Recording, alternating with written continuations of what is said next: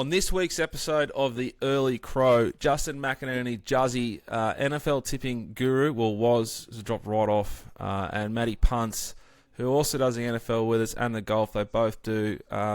We deep dive gently into Juzz. I suspect there's a fair bit more to learn, and we'll do that later on down the track at the Early Crow. Pratty joined us as well, and we talked about his body language, cricket, and all things Pakistan, Australia, which concluded just recently, and Smudge going to the top. I don't know how much of the smudge we've left in, but there's a bit there to dissect. And I hope you guys just enjoy the show. It's a bit all over the place, but we're back for 2024, and we look forward to your company moving forward. Welcome, Early Crow 2024. We're back after a Xmas New Year's layoff. Paps, Royce, P-Rat, who's got a few fans on the cricket field. We'll get to that a little bit later on. Tommy, been a little bit of a layoff. We overlapped on the Gold Coast on the weekend. Really sort of little brother behaviour, I'd call that from you. Stuff I would have done when I was younger, you did. And we'll get to that later on too. But how was your Christmas and your New Year's, mate? It was good. It was, we finished up training about the 16th. Went back down to Bunyip, which was nice. It's always nice to catch up with your mates from back home, and played some golf. I played a lot of golf down there. Not much good golf. Played some very nice courses. I actually stitched up Hannah's one day. I said I was going to play with him, and had a few too many beers with my old man the night before, and had to cancel. So sorry about that one, Hannah's. It was at Victoria as well, so it's pretty disrespectful. But no, was that the good day after you dusted about 16 pills at the National? Was 36 holes, but nah, that was a couple of days before. But the PK was all right. It was the day was PK the day before, so it was all right. But yeah, my game's just inconsistent at the moment. I'll say that much. Let's knock over a bit of a left field sort of topic, but it's one that I think is relevant to our listeners. If you're between the ages of sort of 20, if you're a young bloke and you want to sort of parade yourself as a little bit more sophisticated than you might be, or you're an older bloke that just wants to enjoy nice food at home. My Mrs. M's found a pizza oven, the brand of which Tom will know, I don't. Tommy and I had indulged upon them when he was down. They are elite. And I think they're a phenomenal way for a young bloke out there to just sort of have a dish that he can cook when he's needing to cook a good dish, Tom. Bloody oath. It's what's the brand? Yeah, it's Gosney. So Gosney, I highly doubt someone from Gosney is listening, but if they are, do you just send some Pratty? I'm sure Pratty would love one. 100%. But no, it's great. It's just sort of it's very tactical for me though, like a joint Christmas present to my lovely partner Annie. You haven't, have you? You have not. You have not done the, oh, by the way, have a look at how good this gift is. I go, yeah, oh, fuck, look, I've also already got dough. Let's get on with it. Guess what else I got? A vacuum.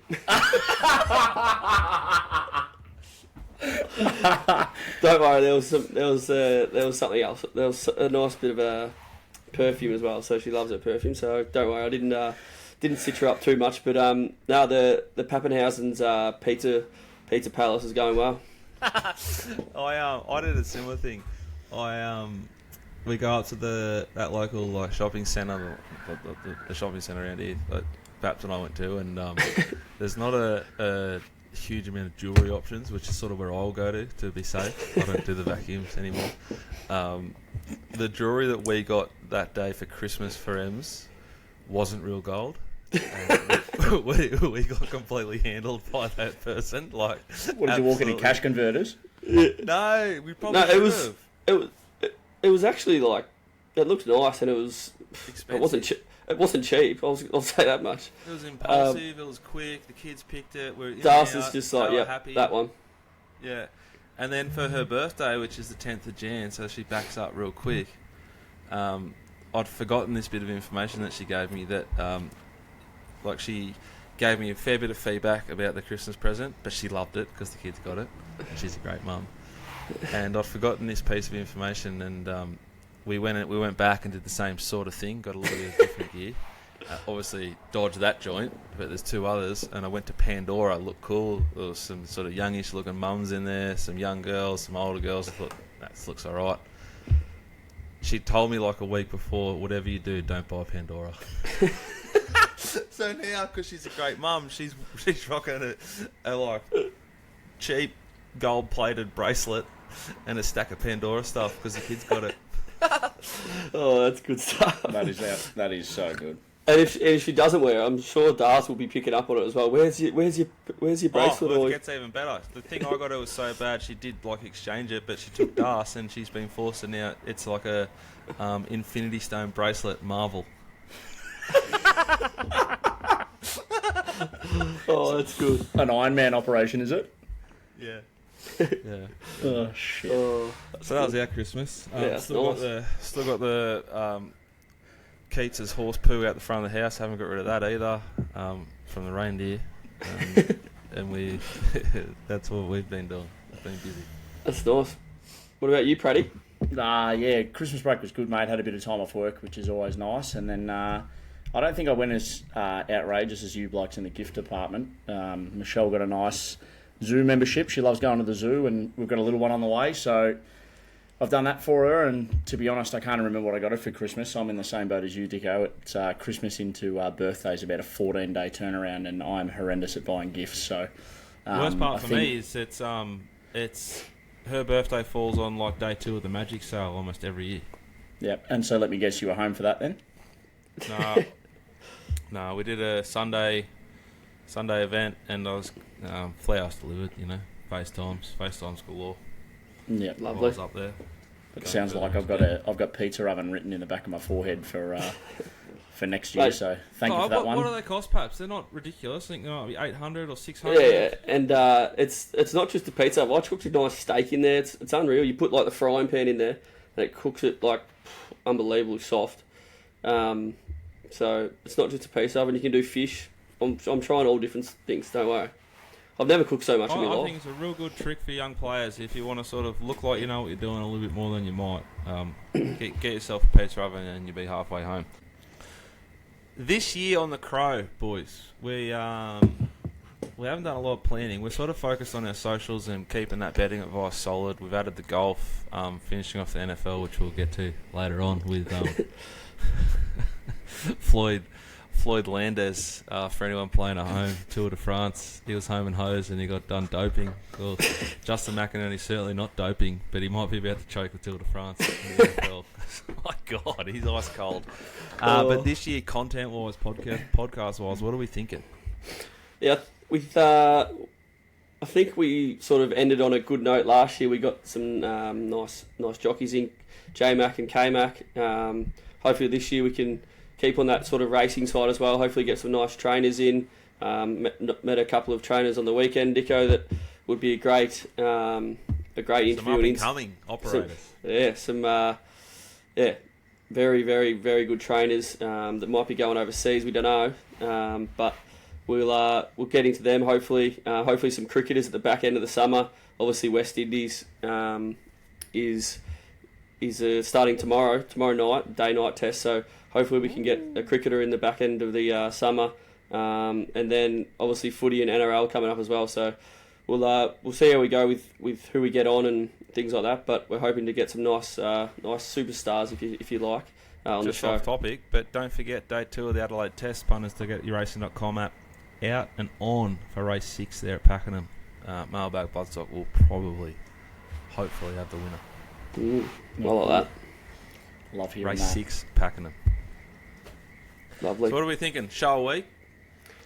Yeah, I mean, there's nothing better than an on-air production meeting, which is good, but maybe fortnightly. I mean, trying to wrangle you two blokes at the one time and the one place is always a task every week. So I'd say let's aim for weekly, but my guess would be fortnightly for those. Perhaps weeks will sort of get into a bit more rhythm though.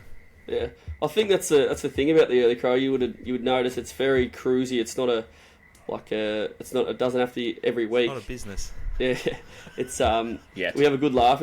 We still put our tips out every week, but we're here and there with the podcast. We've got to make time. Obviously, it's not our full time gigs. So yeah, at least a fortnight, and then we might string a few together, like 4 in a month, and we'll see how we go. Maybe some shorter, sharper ones. Definitely. Just a bit of pony action. Yeah. Come the Like autumn ponies and in sleep. I think in the autumn, it would be good to get at least a show a week for the autumn main races. I actually might have one running the slipper. We'll soon find out, but we'll see how we go. Hey, all we can do is dream. I bought next year's Magic Millions winner yesterday as well, so Yeah, we're just pray to all the gods. bloody oath. Righto. So we're looking at focus on guests with our own little repetitive, structured themes of the stuff that makes us laugh. Yeah.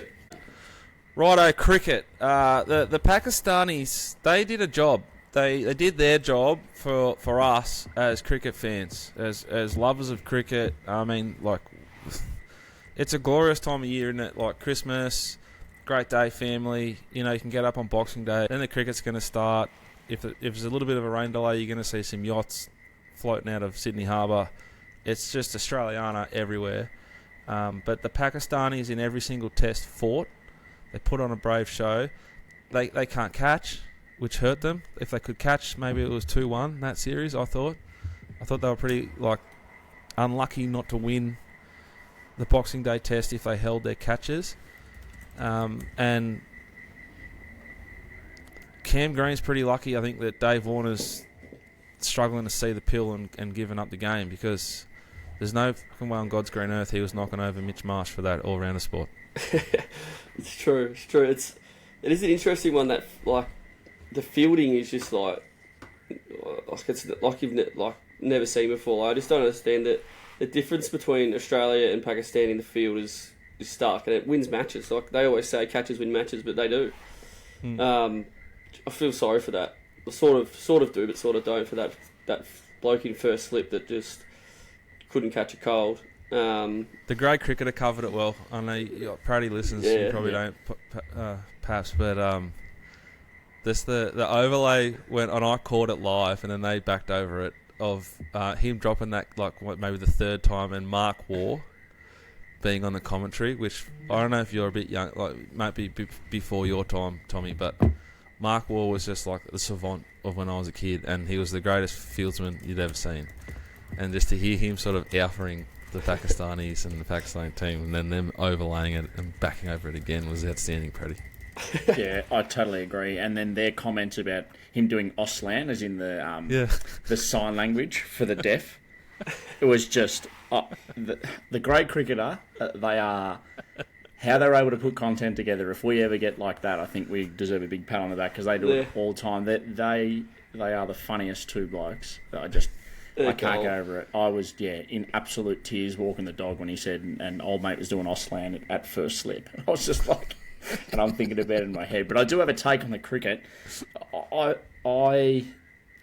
never been more disappointed that when there was a rain delay or there was something going on that we didn't see as much old footage as we used to. That stuff really used to get me up and about. Seeing the old footage of Gilchrist or whoever it is absolutely smacking England around or whatever it is, and we're cutting to some things with some big sails sailing out in the thing going at 20 miles an hour or 30 miles an hour. The Sydney to Hobart's just not up my alley, and I was a bit devo that we didn't have any all-time I don't mind Ricky it once a year. Ponting, Ridgeback, 3/4 sleeves, just smacking them around, you know. Yeah, that's fair. What do you think of Steve Smith going on top of the order, Tom? I don't mind it. I think if no one's really, I know Green hasn't really pushed his case, but no one else is really pushing their case. I know Bancroft is, but I don't know if Smudgy's one of it, well, if not the best batsman in the world, he's one of them. And if he can go in the top of the order and just start smacking them around, he's not going to stuff around either, which is nice. Where Uzi can play that sort of same role he is. Davey Warner sort of was the quicker run scorer. I think Smith can come in and do that. And I reckon when it gets over in India or something like that, it's where he's really going to come to fore. So looking forward to it, actually. I know it is West Indies, so he'll probably come out and make 300 in his first innings. It'll be all perfect joint to start. Yeah. So Adelaide Oval. It'll be good. Yeah, Adelaide Oval's They'll usually win a the road. toss. They'll bat. He'll get a whole session with the sun out with the pink ball. Yeah. He'll be 70 not out. Yeah. Might make 72. It's a great start. He gets whatever he wants because he's the king. He averages. What does he average now, Pratty? 60 odd. He can do. Averages more overseas. And I think he'll dominate up the top. I think he'll be better with a true ball, and it'll suit his. He's a deep thinker with a lot of like head noirs, but it obviously works for him. If he can get up the top, he'll go real good. Pat Cummings, how good was he? Like, mate, that Melbourne test when we were wobbly. It was kind of like it was like you're playing in the backyard, you know. And the old man came on and said, "You've been batting for too long." It's actually ridiculous. Like, I reckon. I know it was Pakistan and things like that, but it was like he would just do it every test. Like every test, he did it in the World Cup final. He did it in England. He's done it a few times. Like it's just ridiculous. He's like, all right, we're about to lose this game. He just stands up and just keeps. It's just like he just bangs the pitch, and it just does more than anyone else. Just steams in and just puts the boys on his back. It's actually a pleasure to watch, and one of the I think putting him as captain has been one of a great decision from Australia, to be honest. It's worked out really well because there wasn't really any other option. Yeah. Can't go back to Smith. The rest of them are really old. Or it's Labuschagne, who at the time was bringing out toasties in his pocket and, you know, praying to God every second session. So, you know, he's not going to buoy the boys. Just to confirm, he was putting those toasties in the freezer after he cooked them and then eating them again, which is the real strange part about that story. Was he really? You do know that, yeah? It's on. Have you seen the test on Amazon? Mate, shout out to Amazon if they ever want to sponsor us as well. Let's just keep trying to plug some sponsors. But so he'd cook his toasty. He'd then put it. Don't quote me. It's either fridge or freezer. Would put it in there. Would go and have his net session. Then come back and eat the toasty cold. Work that one out. Oh Jesus. Yeah, it's interesting. Do you reckon he drinks?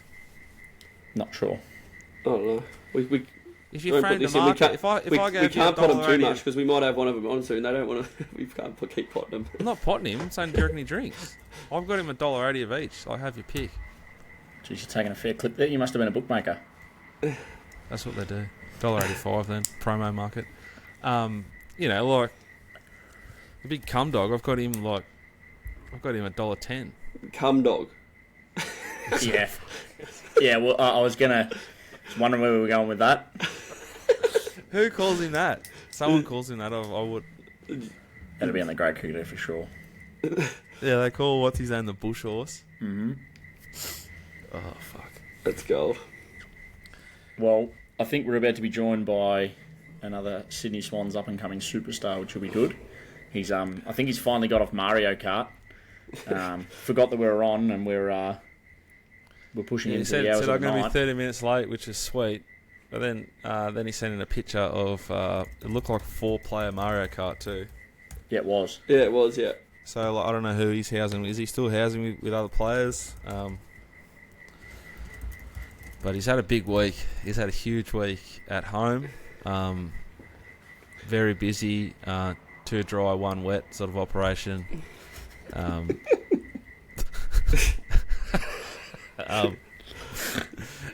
the wheels have really fallen off for his NFL tips. So it's a big welcome to the early crow, Juzzy McInerney. Justin McInerney, an AFL player, began his AFL career when he was selected by the Sydney Swans as a 44th pick in the 2018 AFL draft. His journey to the AFL was not straightforward. He did initially consider being drafted and aimed just to get a few games. He didn't initially consider getting drafted, and initially he aimed at playing just a few games of TAC Cup with the Knights. However, as the year progressed, his potential for a professional career became more apparent. Juzzy's performance in the AFL has been noteworthy. He was nominated for the AFL Rising Star twice, first in 2020 round 15, and again in 2021 in round 16. His playing style is characterised by his excellent kicking skills, loves to go across the body, high ball drop, which we saw early this pre-season when he won the 2K time trial, which might be a setback considering he's been punishing the porcelain for the last 4 days, and an ability to make an impact on the field, attributes that caught the attention of his coaches even before his AFL debut. Justin McInerney, Juzzy, NFL guru. Well, he was last time we spoke to him. We couldn't publish because we lost the technical side of the podcast. He was going a lot better then at the NFL than he is now, but he's part of that as well as our golf. You're part of the Early Crow family. Welcome to the Early Crow, Juzz. Mate, thanks for having me. It's good to be here. Great intro. That our last one got cut, but we'll back it up. Great intro. Speaking of kicking across the body, just going to the back of my head here, you haven't got a lot of left foot love, do you? No, I don't have one. Mate, I reckon he could possibly... He would have... Worse at the club, probably worse... Top 10 in the league. Have to be bottom 10. Worst left foot in the league. There's an American Premiership player that almost had on his right leg. Let's calm down. Honestly, but you don't need it. That's fair. You don't really need it. You don't need it. Little bit of a setback, two sort of setbacks this week after a dominant display. I was wondering earlier on if it was a contract year because you won the 2K time trial, but a setback this week with a bit of illness and coupled into what can only be described as a real Floyd Landers sort of choke with your NFL stuff. You were like downhill skiing towards a free share in a mailbag bloodstock horse, and it's starting to look like it might be pretty thin. I think punts would be favourite now. Yeah, well, for starters, we were only doing it for the year, and then you guys were making it. So then we had the playoffs into it. So I don't know. I'm just doing what I'm here to do. And then second of all, yeah, the other end has been coming out like a tap. So it hasn't been ideal for the past couple of days, but we're on the up now. We're on the up. At least the for anyone out. if you're still doing them, you'd be dominating them on Tuesday. Nah, unfortunately, I'm what the term brother goes of skinny fat. I'm skinny, but my skin folds are the other way. He was actually starting to look pretty jacked for Jazz. Like he was starting to get some pipes, and then he just hasn't trained for 3 weeks, and he's lost 5 kilos, and he's going back to his 18-year-old self. There was a photo on the gram somewhere, and I was considering putting it back up. It was quite nice. Shout out to the fans. Your AFL career, right? You kick off. You said you played TAC Cup for the Knights. Who are they? Where are they? What was that like? I did. I played. I was lucky enough to play as an 18-year-old. They're the representative of it used to be called the TAC Cup. I think it's now called the NAB League of my area down in the northern suburbs of Melbourne. So I was lucky enough to play there in my 18th year, and then I also played school footy in my 18th year, and I think that's probably what got me over the line. Who did you play school footy for? Marsland College, Bulleen. Great school when I was there. I think it's dropped off a bit since, but there's no shock. There's no shocks there, is there? So one of the greatest surfaces cricket grounds I've seen. Actually, it's unbelievable condition. They're beautiful. It's They hold their stuff in great stead. How long was football your thing the whole way through from 4-3 onwards as a Victorian? It always was football in the winter and cricket in the summer, but I just wasn't that good at it. I was average at both, and then I started to hit my straps, which was ideal. And then cricket used to go too long when you get a bit older. My attention span doesn't last that long, as Paps probably knows. So we go. I made the trade. So what were you? You were sort of bowling a little bit of off break, leg spin, and batting 5. No, I was bowling pretty quick. I had the pace in my repertoire. Okay. But I couldn't bat that well, to be honest. I had a high score of 58 not, so we'll take that. Yeah, that's enough. Take that. Yeah. Paps reckons he could have played like 2020s for Australia. Paps reckons he's quite nice, but I'm keen. We need his net section. Pratty, so much. Pratty bowls good left arm. What is it? Slow mediums, Pratty. Bowls slow medium left arm. Some of the worst, most disgraceful body language you'll ever see on YouTube. Pratty's handy, is he? Yeah, he plays cricket properly. He's not on Juzz and Paps cash, but he's not playing for nothing. Okay, Pratty. You don't get out of bed. You don't get out of bed for free, Juzzy. Dicko, you got we you had a good bit of vision on the of the attitude he walks off with, haven't you? Gets hit for maybe there's like it's we might have to okay get. in my opinion as an Australian sports fan to vent your frustration with umpires at the highest level because they're getting paid good money, and that I think sometimes they just want to make it all about themselves. And I think I'm entitled as a fan. I might be paying my Foxtel subscription. I might be paying my membership for a club. I can abuse them if I feel like it's appropriate. But it's not okay to treat the lower level umpires who make the game go around at whatever sport you play like you're better than them, like you're above them, and like you might sort of hit them if you decide to. And the vision I've seen of P. Rat Royce was that. The big snatch of his hat from the umpire after getting dispatched over like Cow's Corner, and it looked like a tail ender to me as well, Pratty. It wasn't, but yeah, keep going. This story's getting legs by the day. I like it. Well, that's what I saw. I think you should treat your umpires with a little bit more respect. If you don't have umpires, you don't have a game. Agreed there. I will rebut saying I reckon that's the one and only time that I didn't spray an umpire, so you got the good version of me. I'm glad you didn't see the bad side. But yeah, You've had a good day in the shed watching another game that I wasn't involved in for 8 hours, so that was good on you to start with. That was a huge setback. Lucky I got a few screens. You found one tiny clip of me, and it's just the rest I'm going to live by. But these things happen, you just move on. But yeah, I'm. Was it Ian Mullally or something? Perhaps the English left armour. You do know these blokes are born like closer towards 2000, yeah, rather than Ian Mullally. What was his name, Pratty? I'm not sure. I don't know who you're talking about. Left arm, blonde haired, quick for England. Played a lot of one day cricket. That's what Pratty's action reminded me of. Anyway, where were we? Yeah, we're talking about Juzzy, I think. Yeah, back to Juzz. So it always finds a way back to him, doesn't it? So football wasn't like natural. Dominant, talented, like people would assume, this guy plays AFL, he would have always been a freak. So you had to grind at it a little bit.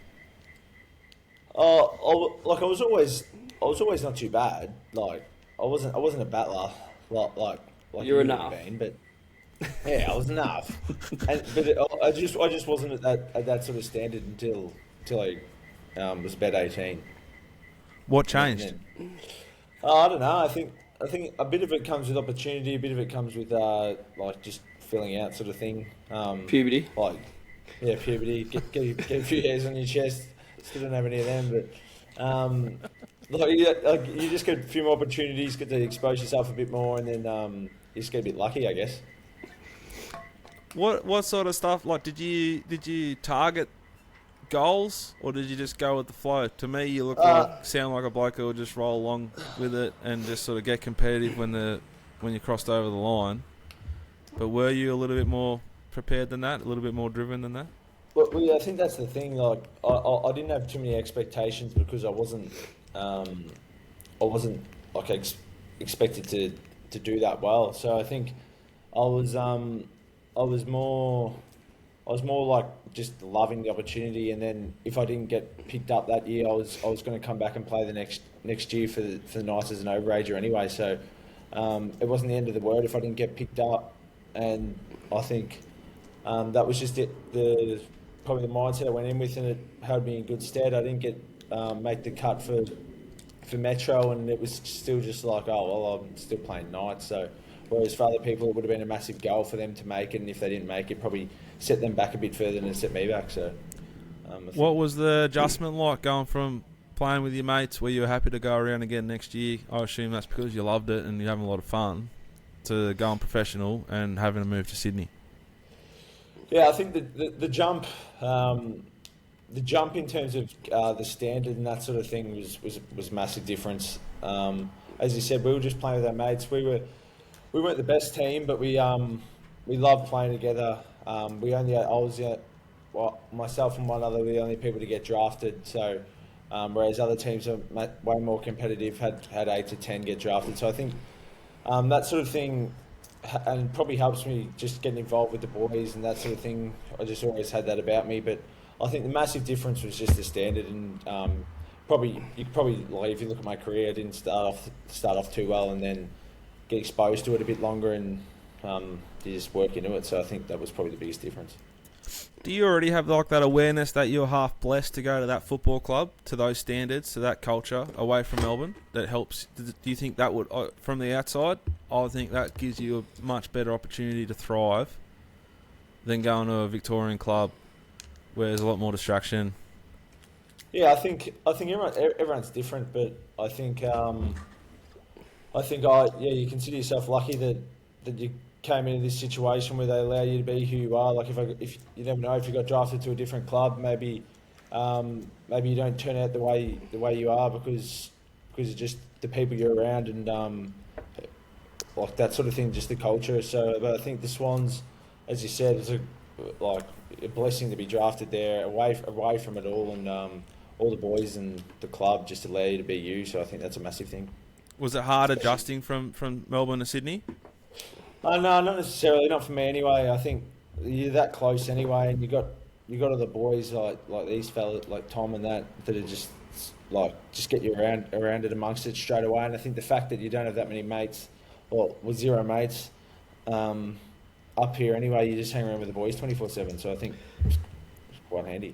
Do you reckon that has a part to play, Tom, with the culture of the Swans, the success of it? Yeah, I think that's the difference with the Victorian teams and the interstate teams. Everyone's sort of from Victoria and things like that. So we're all close. Like we like on the weekend in a pre-season, we'll go to a pub and there'll be 15 to 20 of us there or so. And if that happened in Melbourne, you'd probably get photos taken of you and things like that. Or even just if you go out for a dinner just midweek, there's always 10 to 12 there. So it's that is just that connection sort of piece where you're pretty much just like family to each other. You don't really. I've sort of met a few mates outside along the way, but 90% of your mates are within the club, and you see them every day. And when you're seeing them every day, you get pretty close with them. When you strap on the boots, Juzz, and you're walking up the race, what are like the 2 or 3 things you're focusing on for yourself to deliver your best that night, that day? For me personally, these days it's probably just providing a contest. When the ball comes my way, you just got to put in that front. When it's your turn to go, you got to go. But I think then the rest just goes down to, for me, playing to my strengths. When you get the ball, trying to use your run and carry, try and use your strengths as your kick, and then also just providing energy, similar to Tom in a different way, but like just trying to get the boys going a bit. Boy the boys. Yeah, boy the boys, like the little things, picking them up off the ground or just celebrating that sort of stuff. So I think they're probably the main ones. What are the top 2 sort of moments you've had on the footy field so far in your career? First one I reckon would probably be probably kicking my first goal was nice. Tom actually set it up, and I think Clarkey was out there, Dill was out there, just all the boys. We're in the hub, and it was just like when we were in the hub, we were vibe, like it was just epic. Like all the lads were just doing what they want. We were basically bit of Mario Kart. Yeah, plenty of Mario Kart, plenty of COD, mate. We were little kids running around in that hub. So I think that, and then probably just making it all the way into the grand final. Obviously things didn't go our way, but winning that prelim that week was pretty nice. What's your favourite ground to play at? The G's obviously the best, but I reckon the Adelaide Oval was quite nice. I don't mind going into the hostility, and it's a good ground, and obviously everyone's against you, so I like it over there. You seem pretty laid back, Juzzy, and I'll start with you, Juzzy, and I'll throw to you, Paps.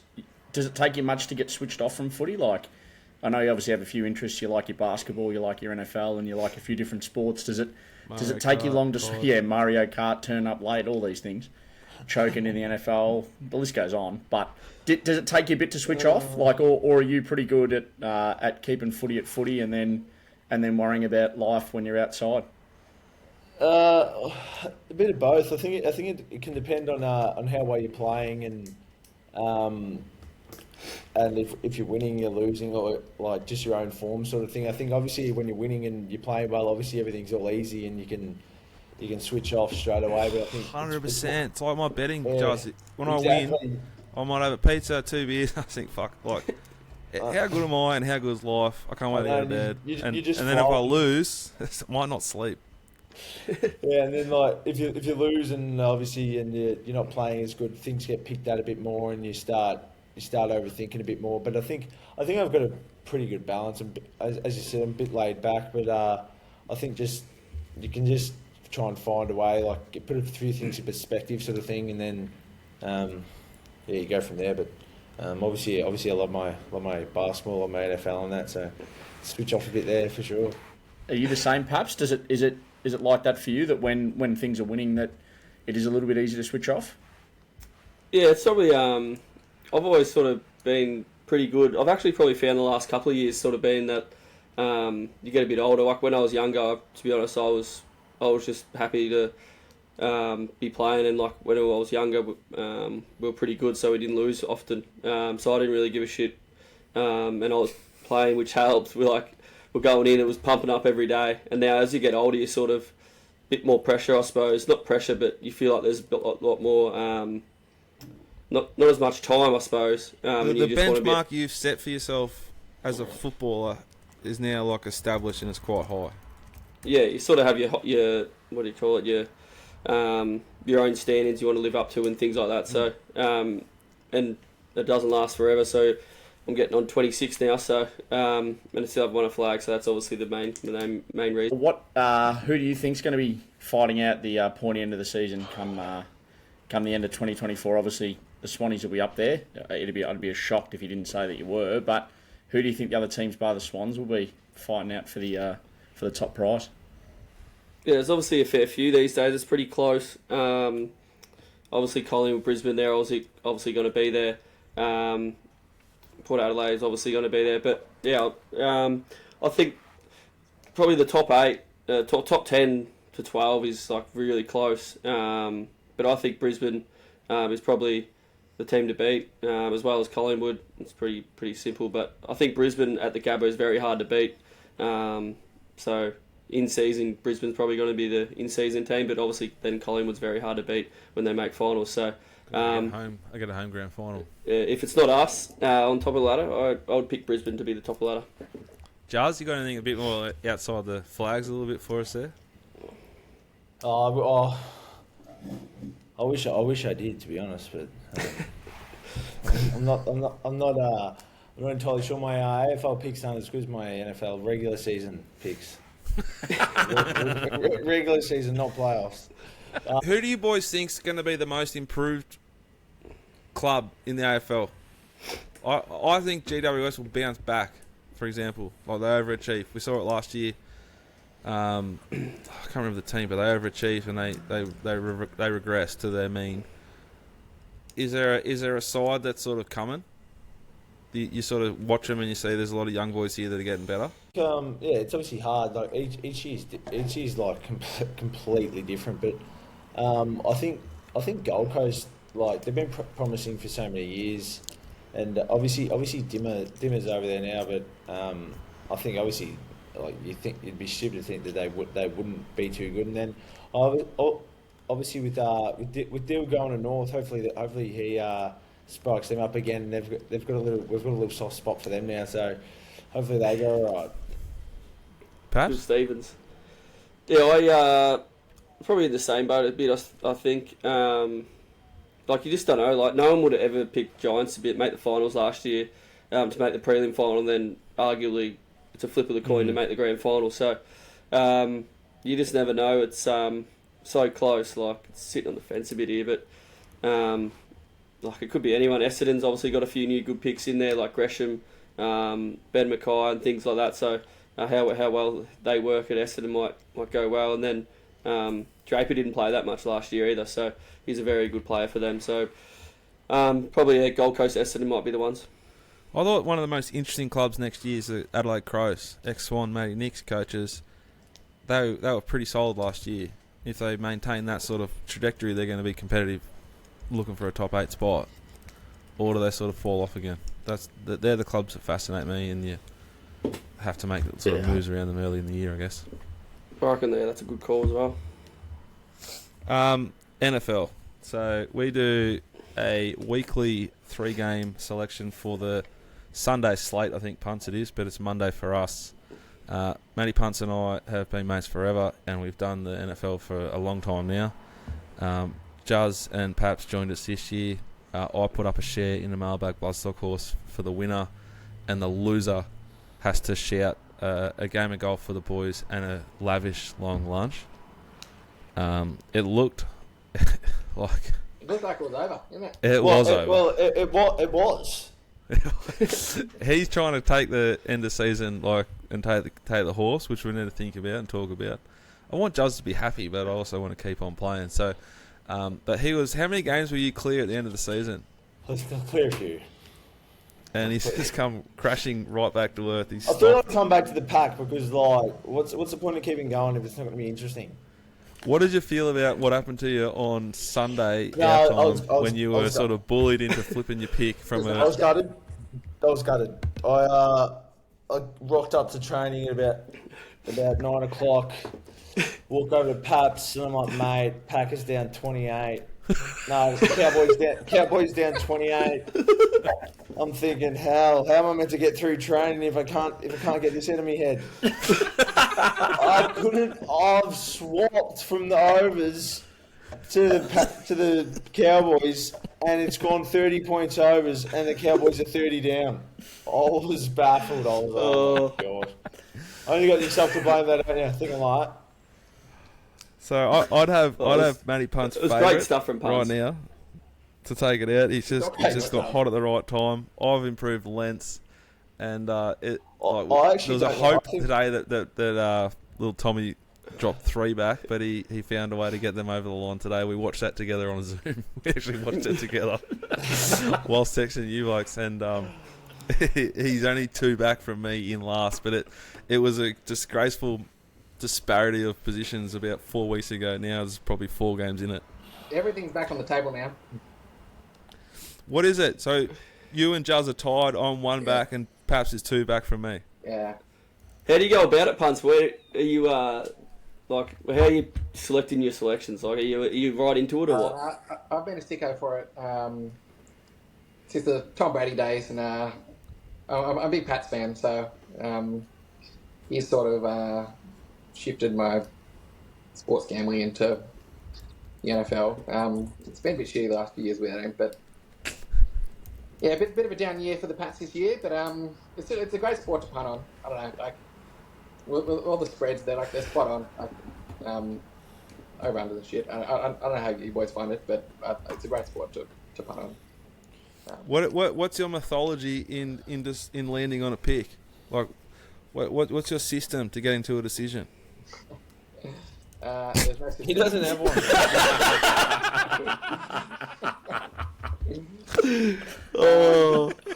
I'm a favourite backer. Like I'll multi up the favourites and launch. Poor gambling strategy, but I don't know, you can get somewhere around there. Matty Punts loves having like the red dog into like a horse I've tipped him. Like oh, mate, you and McInerney could be brothers. And it doesn't actually work. Yeah, that's why I say don't do it, but he's been doing it for 10 years. Yeah. Right, what do we think for the rest of the NFL? Who's favourite in our line? I think I'm obviously favourite. Like, I've got the form stacking up, and I'll obviously come good again. Like, I've had my rough patch now. You guys have already had yours, and now I'm going to come back into the light. With my Ravens, I'm going to stick to my Ravens. Ravens all week. The Ravens are back this week. I'm taking them on. Fuck it. That could be for the title, that game. Lions again at home. I don't even know what the spreads are, but those teams are winning, and then we'll find another winner. He loves laying the points, does he? Yeah, big points, man. Yeah. Except when you flip. The points actually win, but the other stuff actually doesn't. The other stuff's just luck. I actually have no idea how they always do it. Their algorithms and what it is, but they nail it every time. I know. It always hands around the number, doesn't it? Yeah, because the markets go up early and they're shut. Like, so this is what happens in betting. They put up their best guess with their algorithms and their systems, and then the market is sharpened by punters. So you know how like the line might be 10.5 for the Steelers, and then it started today. It closed at 8.5. Yeah. So that's been Yeah. sharpened by the market. So the market keeps taking the 10.5, the 9.5, and they make it 8.5. That's where it lands. Yeah. That's how markets are efficient, and I think maybe Punts the NFL is more efficient because there's only a set amount of games each week on a weekend, and there's like so many Americans betting on it. So it's just got And more and then more what? money, making it sharper and sharper. Yeah. And then it's what? all That's run the through same. Vegas. Is that the same with like the yards and the any timer and that sort of stuff? So it's basically just like backing a horse, is it? Or Yeah. So the sharp punter will take a price that they think's wrong, whereas the mug punter just takes whatever's price is put in front of them. But the sharp and punter they also moves set the market. lines. They set the lines to make you want to take the over. Like I took 10.5 Steelers, and I think it closed. went well. It closed, but it closed 9.5, or 10 or 8.5. Is that Yeah, a but he still didn't win. moral victory for you, or Little one, yeah.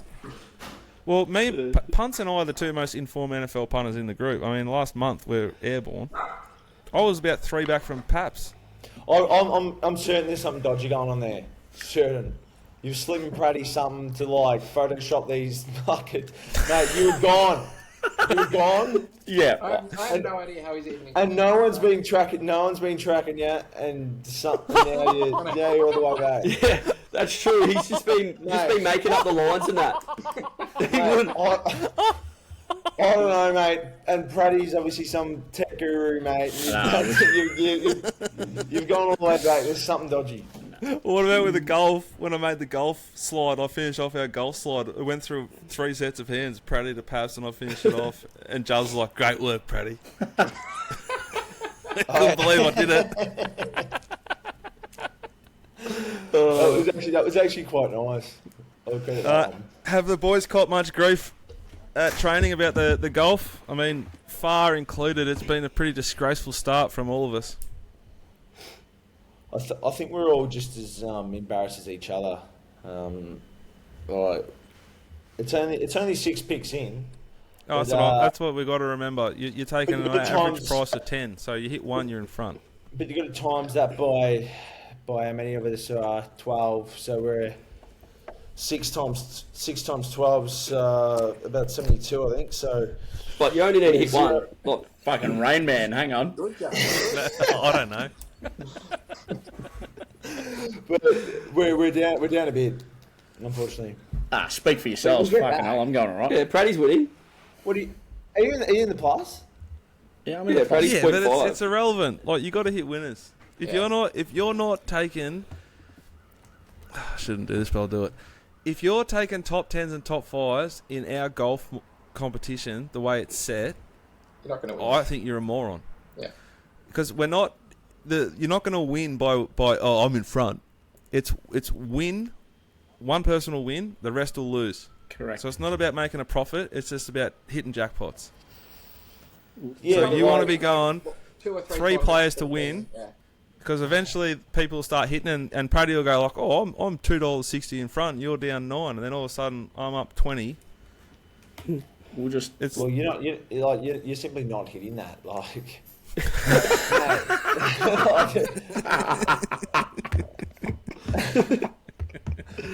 look, it's different where you've had $10 and all these things the other day, and you've hit one.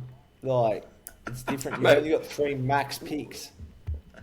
Yeah, but there've been roughies that win, man. Like It'll straighten up. But It'll like, start to once- straighten up. once the- once the big boys, once the big boys start getting in their groove, that like we'll win. Mate, me and Dicko picked a few last year. I think it might be Lloydie. Someone had Fleetwood last week yeah. in Hawaii, Lloydie, and then Bruce did. and then we decided to stay in Hawaii, and Fleetwood won in Dubai. Did he end up winning? Yeah, Oh, mate. You're saying Rory was Mate. winning. So Rory went birdie, then he flushed one. He stuck it like 3 foot, 2 foot from the hole. 3 putted. Yeah, Hell. Then he like worse birdied. than. Then he birdied. Then he birdied another one 2 holes later. He was up by 1 going down the last. snap hooked a drive into the water. Tommy Fleetwood sunk a monster putt on 18 to go 19 under, which is what Rory was on, and Rory bogeyed it, got beat. It was... If you're on Rory, which I'm assuming Matty Punts was by his face, it would have been a really cruel beat. I woke up on Friday morning, he's shot like 9 under. Like, it was $1.60. Like, alright. I'm not going to next week. Jesus Christ.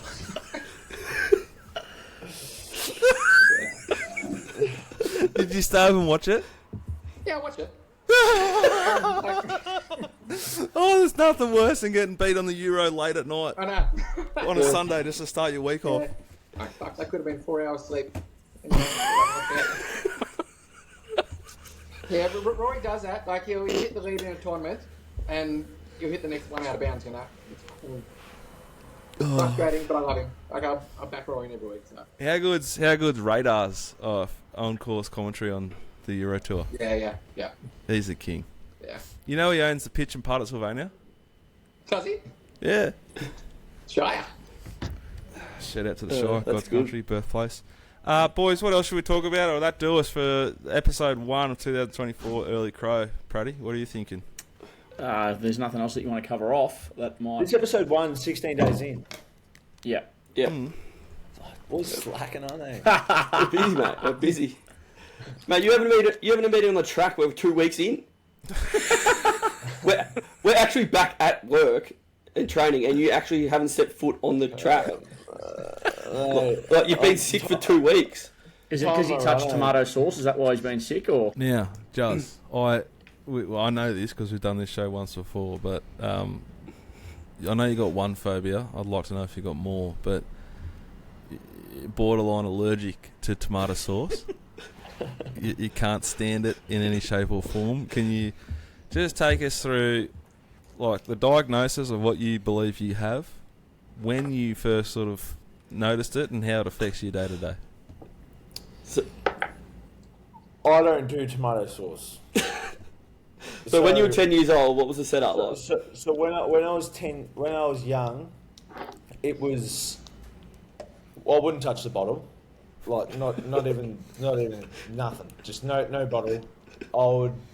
I just couldn't do it. Anything, if it touched anything, it was done.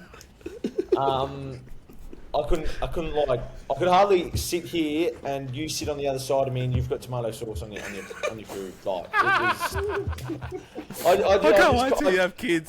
We're really good mates. There will be no tomato sauce in the house with kids. With Dos and Lauren now, the tomato sauce is... I don't see it. I'm fine with it. I'm fine with it now, bearable with it now, but I would never eat it ever. What about those little sachets? Did you ever come across them? Yeah, they were shockers.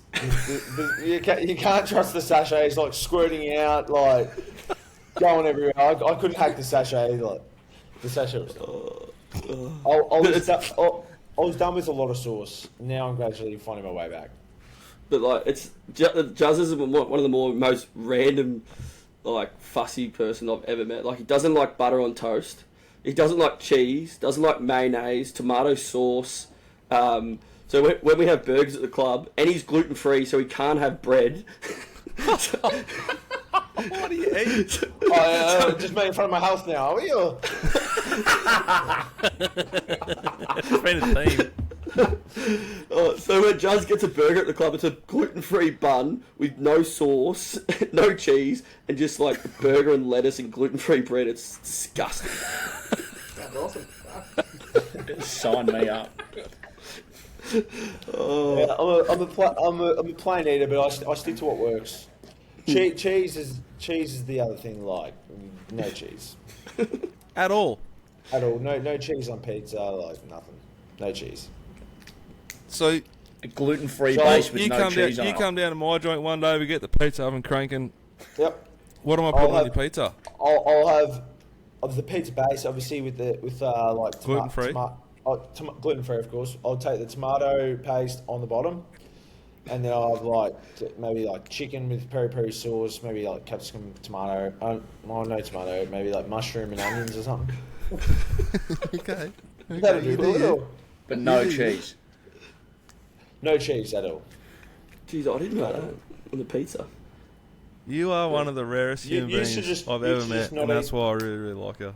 I wouldn't have eaten pizza for 19 years of my life. until I found the hack that you can have no cheese in the base, and now I'm on. Anything else, boys? That's pretty good, I reckon. We've got to get the tips in early this week. The game starts on Sunday, our time. Yeah, well, I have a suggestion. Or Paps and I have a suggestion. Yeah. I think that this week, and we'll probably continue on this, I think we might get a few more people involved next season, but I think from the playoffs onwards, potentially even from, say, the back half of the season onwards, the leader has to tip first, and it goes down. Oh, like I haven't been tipping first anyways. You have, and you're a leader, and you're courageous, and I respect it, but I'm being honest, if Paps tips before I do this week, coincidentally, I like all the same bets. Yeah. All right. Because I just don't want to that's just because your mum raised a bitch. You're born gutless.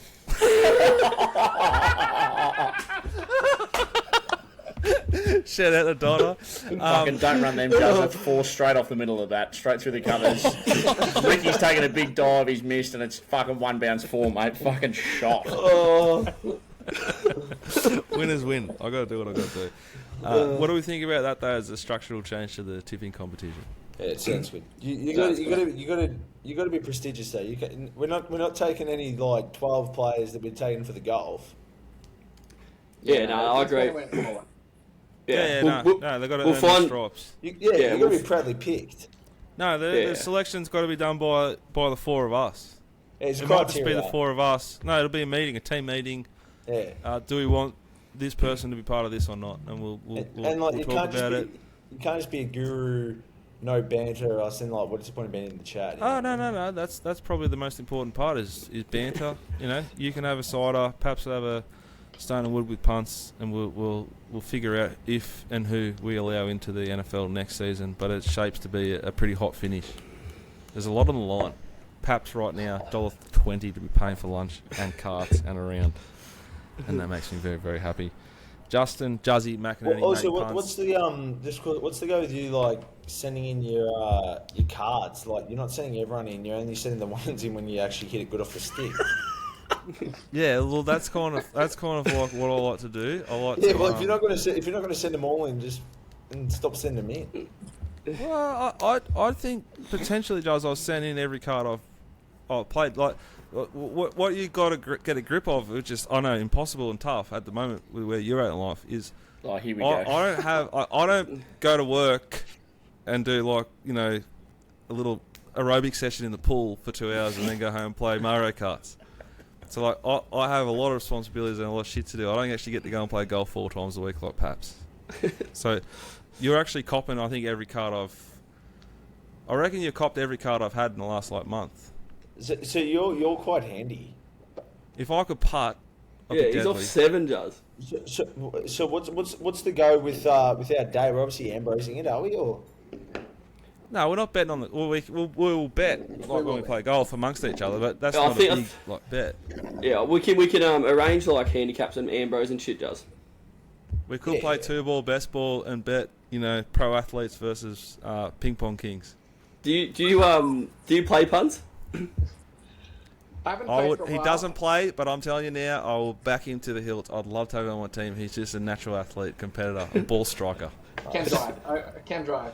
oh, well, Buddy, yeah. similar to me then, I think. Don't forget he's good at everything that he does, Dicko, so... Golf's unfortunately one. There's a few things I'm bad at. Golf's one, skating's another, surfing's another. Skating. They wouldn't let you skate, would they? No. Nah, but just like growing up, like I couldn't stand on a board, like etc. You know what I mean? Right. Like if you went to, Still thinking about it. Oh.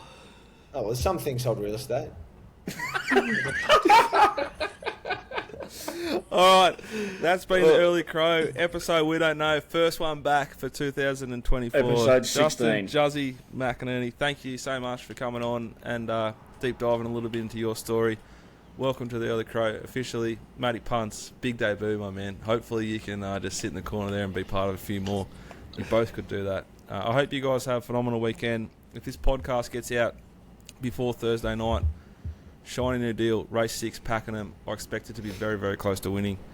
And make sure you follow across all our socials, the Early Crow, Twitter, Instagram. I think that's about it. Staking plans every Saturday. They are winning at 29% profit on turnover. Phenomenal results. We're working hard to get better. Make sure you get around it. Have a phenomenal week. Enjoy yourselves, and bye for now. Go Ravens. Fucking Ravens. Part of what I do outside the Early Crow is I run a bloodstock business called Mailbag Bloodstock. We race horses in Sydney, Melbourne and Queensland. Last week I was up on the Gold Coast at the Magic Millions yearling sales. Purchased 2 colts, 2 really nice colts. A Yes Yes Yes colt for 80 grand that heads to Gay Waterhouse and Adrian Bott. And a really sharp, bright, athletic Churchill colt for $70,000 who heads to Nathan Doyle. Both horses are part of a breeding scheme which gives you extra cash when you win races in New South Wales, so they both head to New South Wales. If you'd like to find out more and potentially race a horse with me at Mailbag Bloodstock, please email Jono, Jono, @themailbag.com.au.